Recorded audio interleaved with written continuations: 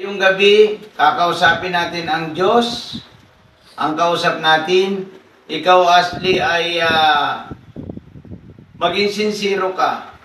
Sapagkat ang kakausapin natin ngayon ang Diyos, yumuko ka Ashley at sumunod sa akin. Sapagkat ito ang araw ng iyong kaligtasan. Tatanggapin natin na ang ating Panginoong Jesucristo na tagapagligtas natin. Yumuko ka at sumunod sa akin. Panginoong Jesucristo na makapangyarihan sa lahat, na gumawa ng langit at ang lupa.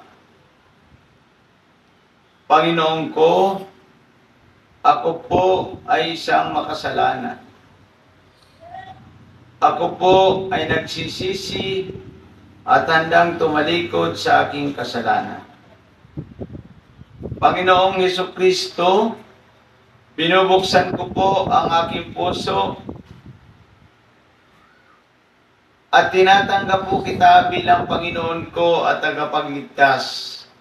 Ikaw po ang pumasok sa aking puso at maghari sa aking puso bilang Panginoon ko at tagapagligtas ng aking buhay.